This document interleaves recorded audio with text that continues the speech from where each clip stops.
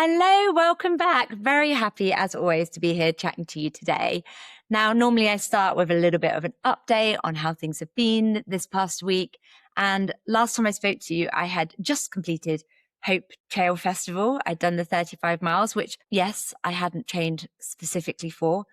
And I was still very much in that recovery phase. And I feel pretty good now. I did my first run this week.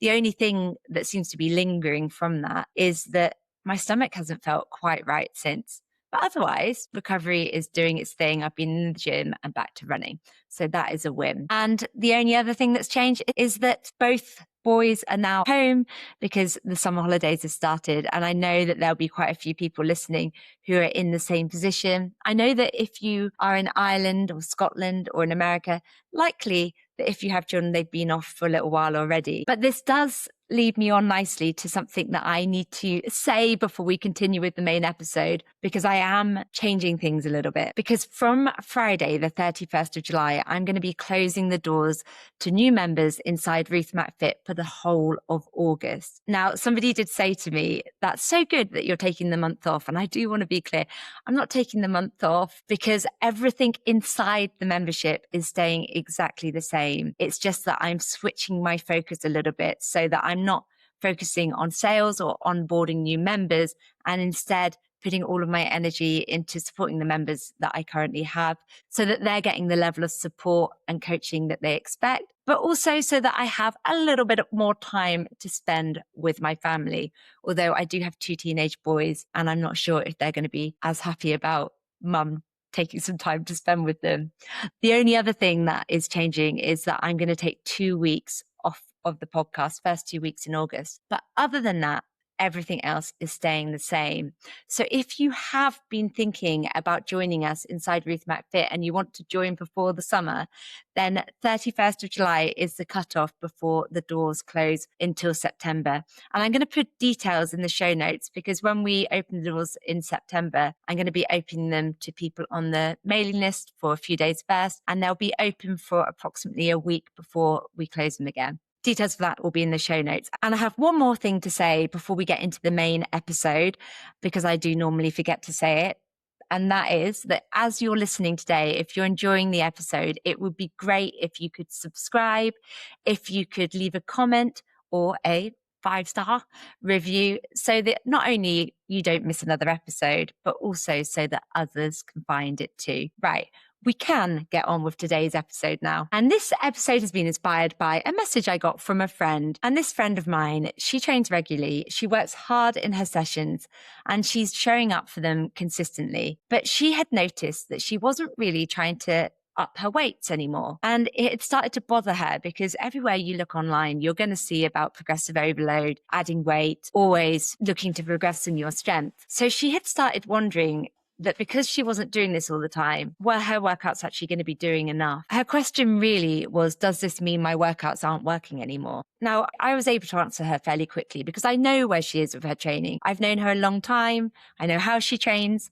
And so it wasn't difficult. What was quite interesting is where she got to once we'd been discussing this for a little while, because she realized that she's actually in a very similar place to me. She wants to stay strong. She wants to get the most out of the workouts that she's doing. She just doesn't want to be always aiming to get stronger and stronger forever. She's happy with the muscle and the strength that she's got. She's got no desire to compete. She's got no desire to carry on always building. And she is feeling strong and really just quite good. So the way she's been training, where she's pushing herself, but she isn't necessarily always upping the rate weights all the time, and she's certainly not testing 1 rep maxes, is the right thing for her to be doing. So there's nothing wrong with that training. What it then got me thinking about was my own training and how much that's changed over the years. Because if you are spending any time on social media looking at any fitness content, the message that you're going to see everywhere is going to be lift heavier, keep progressing, add more weight. And those things absolutely do matter. I'm definitely not pretending otherwise. And there are stages where they matter enormously.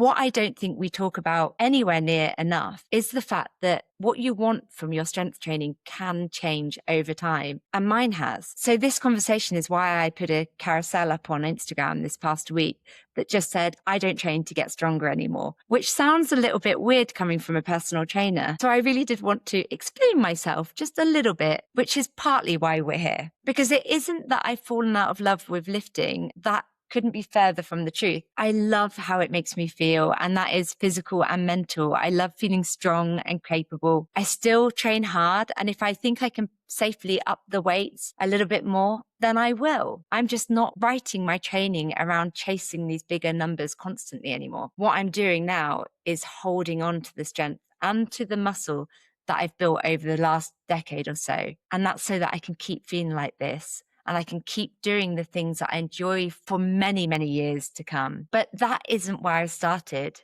And I don't think anybody starts there. So what I really want to do today is take you on what a strength training journey through life can look like, the different stages of it, what matters most at each one, and how you work out which one you're currently at. Because I think that's the thing that is going to tell you whether what you're currently doing is enough. I also want to take the opportunity to answer another couple of questions through this episode. One being is it all right to decide that you're strong enough? And then the second one is something I get asked a lot. If you love something like Pilates and you already feel strong, is that going to be enough to keep you strong for the long haul, for the long term?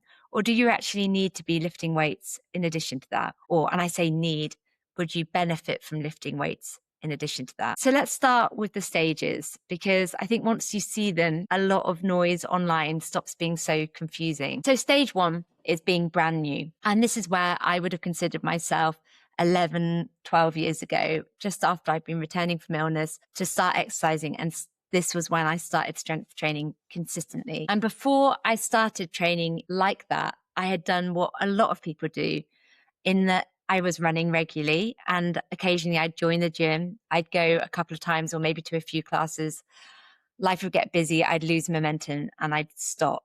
But once I actually got consistent and I was going regularly, I went through the same stage that most people would go through. And that is learning the movements, getting stronger surprisingly quickly, and discovering what my body was capable of. And that's because when you're new to lifting, your body adapts brilliantly. And a lot of people will assume, and a lot of you might assume, that those early improvements are all about building loads of muscle.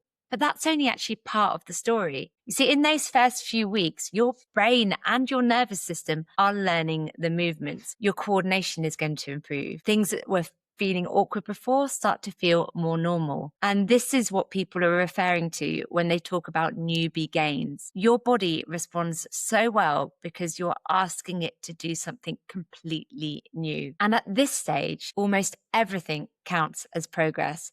And that is a really lovely place to be. So it might be the fact that you've added another rep. It might be that you've used a slightly heavier dumbbell, or even just introduced a dumbbell. It might just be that you are doing a squat without having to think about every part of it. And all of these things are your body just learning and adapting. And it's also what builds that baseline floor. And this is the strength that is going to make carrying a heavy bag of compost around the garden easier. It's going to be the one that means when you're on an airplane and you're trying to lift that luggage into the overhead locker, it's going to feel easier, unless you're still short, because obviously this isn't going to make you grow taller. But regardless, it's the strength that is going to make carrying all of the shopping from the car into the house in one go way easier. And also what will help you get up and down off the floor. Then we have stage two. And this is where progressive overload really does earn its reputation. So I do want to explain first what it actually means, because it sounds way more complicated than it actually is. Progressive overload just means gradually making your training a little bit harder over time, so that your muscles keep being given a reason to adapt, a reason to change. That is it. And that could be adding a couple more reps. It could be adding a little bit more weight. It could be slowing the movement down. It could be adding in a pause. But most importantly, at the beginning, I think it's improving your form. It also might be going from press-ups on a wall to now doing press-ups on a worktop. These are all great ways to progress, and that is progressive overload. The reason it matters so much at this stage is that your body only builds muscle and strength when there's a reason to. So if you ask it to do exactly the same as you did last month, it has no reason to change anything. It's already really good at that. So it would just stay the same. I would say that this is the stage that most fitness content you see online is talking about, which I think it is important to know, because it's why it can sound so relentless and everyone's shouting that you need to be lifting heavier, that you need to be adding weight, that you do need to keep progressing. And for someone who's in stage 2, that is really good advice. It's just not the only stage that exists. And this is where I also want to mention something called training age, because this will help you decide what stage you're actually in. And it can sometimes catch people out, because training age isn't linked to your actual age. It's how long you have been strength training consistently for. And I say consistently because if, like I used to, you were in and out of the gym and never really building up that regular routine, then I'm not talking about that. So let's go with consistently. And say that you're 60 and you picked up a resistance band for the first time this week. And that means that your training age would be 0. And everything I've said about newbie gains and those improvements and adapting and so on, that is yours. That belongs to you. Your body is going to respond surprisingly quickly, because all of this is new, just making sure that you start where you are. But if you've been training consistently, maybe like me, 10, 11 years, 12 years, you're going to be much closer to your own potential. And that doesn't mean that you can't still improve. You absolutely can.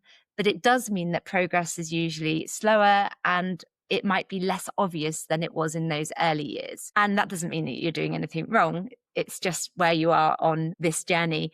And obviously, if we were adding 5 kilograms every year from when we started, we'd have some very, very, very strong people, strong men, strong women around. So yeah, that would be insane, wouldn't it? But for me, this stage 2, that went on for years and I loved it. So once I'd built that foundation of my strength, I did fall in love with getting stronger, adding another kilogram to the bar. It was getting a new PB in the deadlift, focusing on improving my squat, and really just finding out what my body was capable of. And this was very motivating for a long time. I wasn't just trying to stay strong. I really wanted to see how strong I could become. And so if you told me back then that at this point in time, I'd stop planning my training around chasing bigger numbers, I'm not sure that I would have necessarily believed you. And then that brings me nicely on to stage 3, which isn't really a stage. It's just a decision, and one that I really want to talk about. So at some point, once you've built a decent level of strength, you do get to choose what you actually want from this. We talk about strength training as though everyone should be aiming for exactly the same thing. And I just don't think that that's entirely true. And for some of you at this stage, you might want to keep building visible muscle. For others of you, you might just want to feel stronger in everyday life. And then you have the people who fall properly in love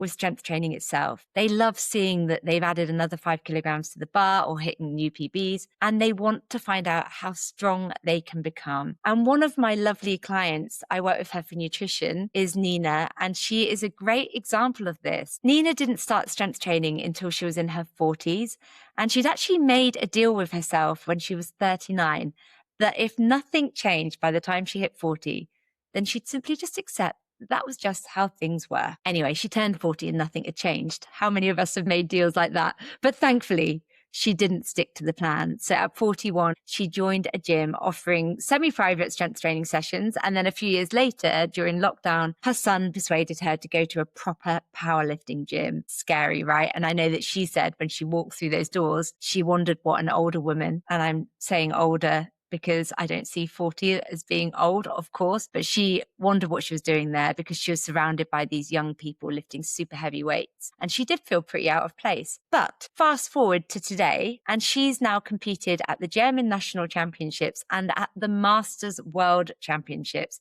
in Cape Town. And the thing that I love about Nina's story is that she's been strength training for years now. So she's not a beginner anymore. She's very experienced in training age terms. She's gone way past the early stuff. But unlike me, she actually loves chasing those bigger numbers. She gets excited when the squat improves or her bench goes up, all of those things. And that is still very motivating for her. And I love it. So if you ask Nina whether she wants to keep getting stronger, the answer would almost certainly be yes. But she'd also tell you that progress doesn't have happen quite as quickly when you've been doing it for a long time. But then if you ask me the same question, I'd like to say not particularly. I'd quite like to say about as strong as I am. And neither of us are doing strength training the right way. Neither of us are doing it the wrong way either. We're doing it for different reasons, but we both love it. So now I want to just go back to the questions I mentioned. The first of the questions, and the one that my friend really was likely asking right back at the beginning, is it okay to decide that you're strong enough? And my answer is going to be yes, absolutely, as long as you understand what you're choosing. So deciding you're strong enough is a completely legitimate goal. It isn't giving up. It isn't laziness. It isn't wasting any potential that you might have. And the friend of mine I mentioned, she's arrived there. I feel like that's where I'm at the moment. Maybe it will change in the future and I'll want to build again. But that's where I feel like I'm at. And a lot of the women that I work with will arrive there. And just making that choice can feel really good. The bit that really matters is what you do next, because deciding you're strong enough is not the same thing as deciding you're done. It's not all or nothing. Strong enough just means that you're not chasing bigger and bigger numbers. It doesn't mean you stop giving your muscles a reason to hang around, to stay around. And that is two very different things. And that's what I want to come back to, because that's where research gets really quite interesting. I think sometimes we assume that there's this natural destination with strength training, that if you've been lifting for long enough, everyone should eventually want the same thing. And coaching has taught me the opposite of this. I've worked with women who discovered that they absolutely love chasing heavier weights, and others who realize that what mattered most for them is that feeling of just being stronger and more capable in everyday life. These are just different goals. None is wrong. And I think this is an important bit to think about, because your training should be influenced by the life that you want to live, not by someone else's idea of success. So I knew that my goal changed. And for me, it wasn't this like gradual realization. I can pinpoint the start of that process. So it was actually early last year. And I went into the gym feeling pretty tired for whatever reason. My lower back had been niggling, as it does. I have this old SI joint injury that started right back in 2014 when I had rheumatic fever. So it was nothing new, and it was nothing that felt particularly alarming. It was just a day where my body wasn't feeling quite at its best. And because of that, I'd already decided before I even walked in the gym that I was going to take things a little bit lighter. But as I got going, the weights were moving really, really well. You likely know where this is going. And others in the gym were commenting on how good things were looking. And then came a little bit of encouragement that I'm sure others who go to the gym might have experienced over the years. There was are you going to put a little bit more weight on? That moved so easily. And then to begin with, I said no. And then I thought, actually, go on then. I'm feeling okay. Let's just add some more weight and do one and see how it feels. So I lifted 125 kilograms, and those around me were like, that looked great. That moved easily. But I knew as soon as I did that lift that my back hadn't enjoyed it. It might have moved well, but my back didn't like the compression. And that meant I just stopped straight away. I didn't try again. I just left it. However, that decision was enough to really irritate my SI joint, and the muscles around it got really, really tight, and it stayed that way for a while. I think maybe I didn't get it sorted as quickly as I normally do. And it felt like, what feels like it's been like a year since things have really started to feel like they're properly settling down. And I do want to add here, this isn't me saying that deadlifting is dangerous. I think deadlifting has always been my favorite lift. And it also wasn't because my technique had suddenly disappeared, because I'd lifted 125 kilograms before and I'd been able to do it safely. So it wasn't one of those random injuries that came out of nowhere either. This was me on a day where I was already tired. My back had already been telling me that it wasn't feeling great. And I chose to chase a number just because it was there and because I was being encouraged to. That was on me. And that was where I had this little realization coming in. And not because I suddenly couldn't lift heavy weights anymore. I could. The question became quite different, because instead of asking myself, can I lift it? I found myself thinking, why am I aiming to lift that? What is the purpose of this? Because if I wasn't entering a powerlifting competition, I wasn't trying to increase my maximum strength anymore. What exactly was I trying to achieve with that lift? It was probably what can be referred to as a bit of an ego lift. And was it really worth risking months of discomfort afterwards just to prove to myself that I could? And I think that is probably when my goal changed. And hey, maybe it wasn't that pinpoint thing. Maybe it had been in the back of my mind for a while. But once I had realized that, I did find myself looking into a lot more of the research around what it takes to actually maintain your strength and your muscle over the long term, rather than always trying to build more. I wanted to know whether what I was feeling about not pushing my weights was just me, or whether there was actually some evidence behind it. And what I found did make a lot of sense. So the main thing is that building strength and maintaining strength are two completely different jobs. Building, as we have said, needs progressive overload. You're gradually asking your body to do a little bit more than it used to. That's how it changes. And maintaining is different. And this is the part that I don't think gets spoken about. And I think that's because the majority of people aren't at that stage yet, but it's good to know that this might be a stage that will come. So there's a well-known study where they had some people who trained really hard for about 4 months and then dropped right down to maintenance program for the following 8. The amount of training that they did kind of fell off a cliff, and the younger participants held onto their strength on about a ninth of what they've been doing. The older group, who were 60 and 75, held onto theirs on about a third of what they've been doing. And there's another one that I really liked, but that was done on older men. Not that it changes too much there, but it's worth knowing. These were older men who just finished a 12-week program. One group carried on with a single session a week. The other group went back to normal life. 3 months later, the one still training once a week had kept all of their strength and all of their muscle size. The ones who had stopped had lost about a tenth of their strength and some of their muscle as well. So the good news here is that once you've built a decent amount of strength and muscle, you can hold on to it by doing considerably less than it took to actually build it in the first place. But there is a catch of those studies that I really do want you to remember, because what dropped was how much they were doing. What didn't drop was how hard it was. That maintenance session was still proper work. It was still challenging. It still had enough load to make your body think that actually I need to hang on to this muscle. This muscle is worth keeping. It's needed. And that is the thing that you'll likely keep coming back to. You can do less, but you can't do completely easy. And this might well be a light bulb moment for you, like it is for me, because one of the things that we know is that we naturally lose muscle as we get older. And that age-related muscle loss is something called sarcopenia.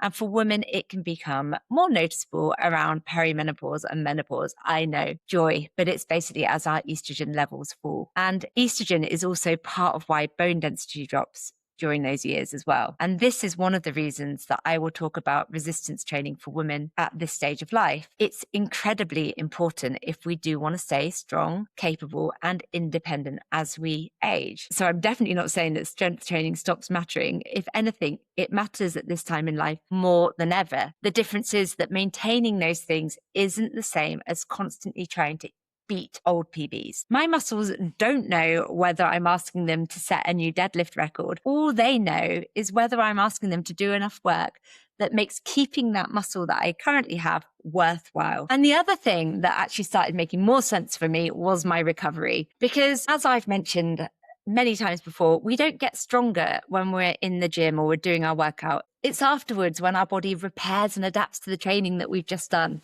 So recovery isn't only influenced by what happens when we're training either. It's influenced by things like sleep, stress levels, our hormones, and our nutrition, as well as how busy life is in general, all the things that contribute towards real life. And I don't recover in quite the same way that I did 10, 12 years ago. And this doesn't mean that I can't train hard, and it doesn't mean that I've become fragile. That would be really annoying. It just means that I have to be a little bit more thoughtful about where I'm using that effort, because I definitely don't want one big lift that I do today to stop me then training and running consistently over the next few weeks. So the goal isn't to become stronger every year. It's to keep turning up, to keep challenging myself, to keep challenging those muscles so that it gives them a reason to hang around, and also make sure that I can still be doing this in many years' time. There's actually one more thing that I want to mention here, because it is an objection that I hear most often when I talk about training in this way. And it is a fair one as well. So the argument is that we should be working through all the rep ranges. And I don't tend to work in those 1 to 3. And if we're thinking about the rep ranges, it's normally 1 to 6, 6 to 12, and so on. So am I doing something wrong by more or less never going to that 1 to 4 range anymore. And again, looking at the research, I don't think so, because when they've compared the heavier loads with lighter ones, heavy loads come out better for one thing and one thing specifically, and that is maximum strength. So for building and holding onto muscle, you can get there across a whole range of rep ranges as long as the sets are genuinely hard. And that's the bit that I keep coming back to. You still want it to feel hard, because in the studies I've looked at, the people in them were working closer to their limit. So it isn't a case of doing loads and loads of easy reps and then calling it a day. And this does make sense when you think about it, really, because training in that 1 to 3 rep range is partly a skill and a head, you need to be in the right headspace for it as well. Lifting that super heavy maximum weight, if you're not planning to lift it, you don't really need to practice it. But there's a practical side to this as well. That very low rep range is where the fatigue is highest and where the margin for error is smallest, which is likely what caught me out on that day in the gym. So for me, with recovery changing, that's a trade I don't want to make. But the other reason is that I still want to be able to run. I love running outside of my strength training. So when I was constantly caning myself inside the gym, it meant that my running also was feeling harder, and it should make it feel easier. Managing that isn't me going easy on myself. It's me making sure that my training is supporting the rest of my life rather than picking away at it, because that's what it should give us. It should be adding to life and not taking away from it. So now I am going to get to the question that I mentioned at the beginning about Pilates, because I get asked this fairly often. You might say, I do Pilates, I feel strong, I don't want to get any stronger. So can I just carry on doing Pilates and keep what I've got? And I really want to answer this properly because it does come up so much. And what I'm about to say is not an argument against Pilates in any way. I know it's brilliant. So Pilates, yes, 100%, it can make you stronger. If you're new to exercise or you're coming back after a long break or you've been fairly inactive for a while, Pilates gives your body that new challenge. You get stronger because you're asking your muscles to do more than they used to do. You might notice that your balance is improving, movements feeling less challenging, and those everyday tasks, they become easier and more comfortable. That's brilliant. I love that about Pilates. And that is you using your muscles. That is strength. And this all counts as progressive overload. And it doesn't matter if in Pilates they're not using that phrase. It's still that, because you are looking at making things a bit harder. And you could say the same about the PJ workouts that I do with members in the morning. These are 5 to 10 minutes of exercise that uses either body weight or resistance bands. And if you do those consistently, there's a very good chance that you're going to notice things like your balance improving, your control getting better, and everyday tasks starting to feel easier. You can build strength and muscles in the same way as well during those workouts.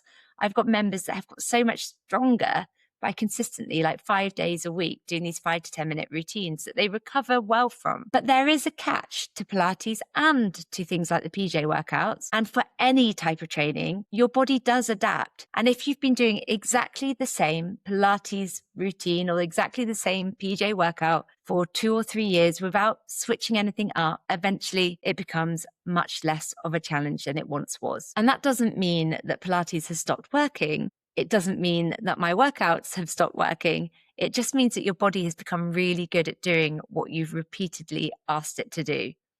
It's one of the reasons I switch up the focus blocks inside the app, and you'll find that most people will do that. They'll do the same exercises for a period of time so that you can get used to those. You can let your body adapt, and then you switch up the stimulus so that your body is having to do something slightly different. But the difference with something like Pilates is where the resistance is coming from. So for most Pilates, it's going to be mostly your body weight. But body weight does mean that there is this kind of ceiling that you reach. And once you're comfortably managing that underneath it, doing more repetitions will tend to build your endurance rather than the force that your muscles can actually produce. So just upping and upping and upping reps means that, yes, you can still get that fatigue from doing those exercises, but you then will get to a point where you're not necessarily building more strength and muscle, which takes me back to some maintenance studies that we were talking about earlier, and that distinction between how much and how hard. If what you're doing has started to feel easy, then doing lots more of it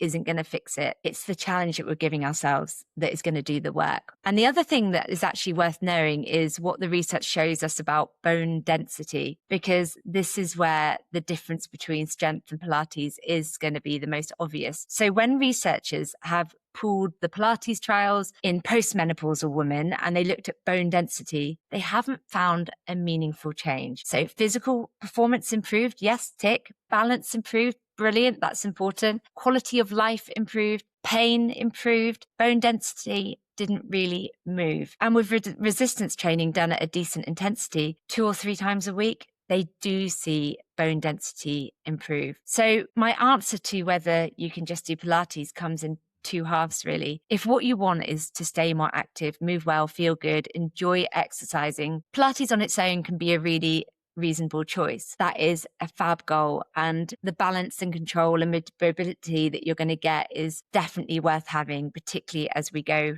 into the later stages of life. If what you also want to do is hold on to muscle and bone into your 70s and 80s, then Pilates on its own probably isn't going to be doing quite enough. And it's not Pilates' fault.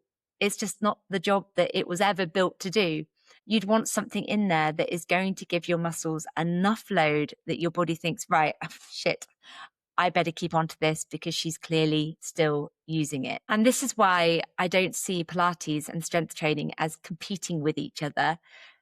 They're 2 different things doing 2 different jobs. And you could say the same about training at home or training in the gym, because I know that a lot of you might be thinking now, this is all very well if you're going to the gym and you've got the equipment to do that progressive overload, but I've only got a couple of dumbbells or bands at home. But the good news is you don't need a gym full of equipment to do this. Your muscles don't know whether the resistance that they're feeling is coming from a very expensive cable machine or the pair of dumbbells that you have in your spare room, or perhaps the resistance band. They only know whether they're being challenged enough to adapt. And I want you to remember that heavy is relative. So we will be told that we should be lifting heavy. But if you've never strength trained before, your own body weight is going to feel heavy doing some squats. Body weight is going to feel heavy. If the weights or the bands that you've got still feel challenging, they're probably doing exactly what you need them to do. But even when they do start to feel easier, there are definitely lots of ways to make an exercise harder before you ever need to buy another dumbbell. First one is going to be slowing that movement down. So adding in a pause as well, just adding that time and attention to the muscles. But with the pause, you want to add it at the hardest part of the exercise. For example, like halfway down or at the bottom of a squat. You can increase the number of repetitions. You might decide that you want to use a stronger resistance band. And definitely, especially in those first stages, you want to be looking at the form. So rather than just upping weight, you want to be making sure that your form is good first. What method of progression you use matters way less than there actually being this progression. But eventually there might come a point where you've outgrown the equipment that you've got. And that's if your heaviest dumbbells no longer feel particularly challenging and you've explored all the other options I've mentioned. And at this point, yeah, you might well want to buy a set of heavier dumbbells or a kettlebell or another resistance band. Or you might find that you're at a point where you're loving it so much you want to join a gym. This isn't a sign of anything being wrong. This is a sign that you've got stronger. But from everything I'm saying in this episode about how you might choose to not focus on numbers when you've been training for a long, long time. But when you are looking at getting stronger still in those early years, that you do want to be looking at progressive overload, it's very easy to forget that strength training and exercise in general can also be about more than that. Not every workout that we do is going to be purely just to get stronger or to maintain muscle. And that's one of the reasons I introduced the Move Your Mood challenge through the summer inside the app, because movement doesn't only have to make you feel stronger or fitter or to have you moving more so that you can lose some body weight. Sometimes the goal is just going to be improving your mood after a stressful day. Sometimes it's just getting outside for 20 minutes of fresh air to clear your head, to come back in feeling like you again. And sometimes it's going to be just keeping that habit alive of moving when life is feeling really busy. It's so easy to get caught up in the numbers that we forget that movement has lots of different jobs. I love how strength training makes me feel, and that makes it so much easier to keep on doing it. And the other great thing is that it makes us feel more capable as we get older too. We've got so many reasons why we will choose to move. So for you, the best approach is going to be the one that challenges your muscles enough for the outcome that you actually want, while still fitting realistically into your life. Which also means there's absolutely no reason to stop chasing progress just because you've heard me say that I'm not constantly trying to get stronger anymore. If you genuinely love the excitement of new PBs like Nina, then I hope that you keep chasing them for as long as it brings you that happiness. If you've already built a really solid foundation of strength, and what matters most to you now is holding on to it while still living a life outside of the gym, that is also an incredible goal. And that is what strength training has become for me. So no, I don't train to get stronger and stronger anymore. I train to stay strong. Like I said, maybe at some point I will look to push my strength again. But this is where I am at the moment and I'm feeling good for it. Now, it has been very lovely chatting to you again, as always. And just another little reminder that if you have enjoyed this episode, then please do make sure that you subscribe so that you don't miss the next one. And you can find me on Instagram as well. I love chatting to you. It's at Ruth MacFit. Finally, don't forget, doors for Ruth MacFit are closing for August on the 31st of July. I'm going to put details about that in the show notes. But of course, we would love to have you with us. Have a wonderful rest of the day, whatever it is that you're doing. Until next time, goodbye.